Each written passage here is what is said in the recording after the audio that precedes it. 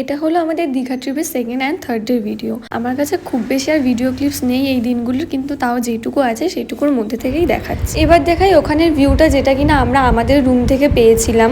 Balcony থেকে ভিউটা তো একদম পারফেক্টই ছিল, আর বিচ থেকে এতটাই কাছে ছিল যে সমুদ্রের জলের আওয়াজ একদম পুরো স্পষ্ট শোনা যায়।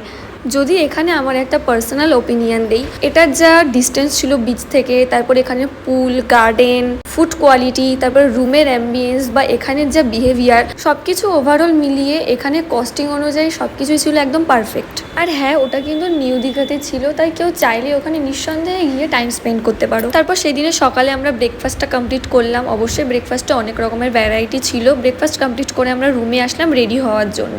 রেডি হয়ে সেদিন আমরা সম্ভবত উদয়পুর গেছিলাম। তারপর সেদিন যেখানে যেখানে ঘুরতে গেছিলাম সেখানে কোনো জায়গারই ভিডিও নেই, কারণ ভুলে গেছিলাম ভিডিও করতে। এই রেডি হওয়াটুকু পর্যন্তই আছে। আর একটা কথা কিন্তু না বললেই নয়, আমার আর আমার বেস্ট ফ্রেন্ডের বহু বছরের ইচ্ছা ছিল যে আমরা কোথাও একটা একসাথে ঘুরতে যাব। ফাইনালি সেটা পূরণ হলো। থার্ড ডেতে আমাদের থাকার কোনো প্ল্যানিংই ছিল না, সেদিন আমাদের চলে আসার কথা ছিল, কিন্তু তাও আমরা থাকি। সেই দিনটা আমরা এই যে এখানে ওল্ড দীঘাতে থাকি, কারণ ওখান থেকে আমাদেরকে বাস ধরতে হতো। তাহলে টাটা বাই বাই, এইটুকুই। আবার কোথাও ঘুরতে গেলে আবার দেখাবো।